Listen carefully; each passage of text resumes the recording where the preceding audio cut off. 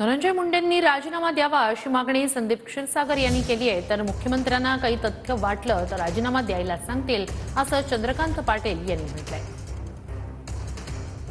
Surrender होण्यापासून जी काही VIP treatment झाली ती मंत्रिपदा असल्यामुळेच त्यांना ती संरक्षण तिथं दिलं जातं। त्यामुळे त्यांनी राजीनामा हा दिलाच पाहिजे। 12 तासामध्ये ज्यांनी फोन केले आहेत प्रशासनाला, मग ते एसपी असतील, त्या भागातले डीवायएसपी असतील, त्या पोलीस स्टेशनचे अधिकारी असतील, हे जर तपासलं तर पूर्णपणे लक्षात येईल आणि प्रशासनाला पण मोकळा श्वास दिला पाहिजे काम करायला।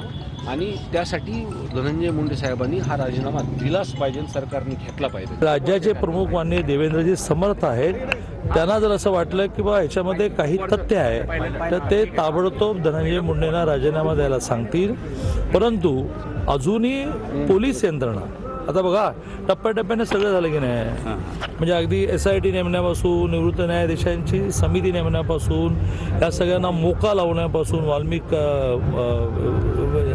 ज्याला मोका लावण्यापासून, त्यांच्या प्रॉपर्टी जप्त करण्यापासून एक एक टप्पा चाललाय ना पुढे। काय असमाधानकारक आहे? कंपाऊंडरच्या नावाखाली, डॉक्टरांच्या नावाखाली यांनी खूप मोठं तिथं षडयंत्र शिजवलंय सोडण्याचं।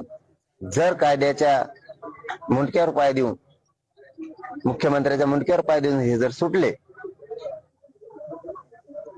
तर तो तुमच्या जिंदगीची हो, आणि आम्ही सोपं जाऊन नाही देणार। तसं जर घडलं आम्ही सोपं जाऊ देणार नाही। चौथं म्हणणं आहे आमचं, हे सगळे केस अंडर ट्रायल चालवा आणि यांचे नार्को टेस्ट करा।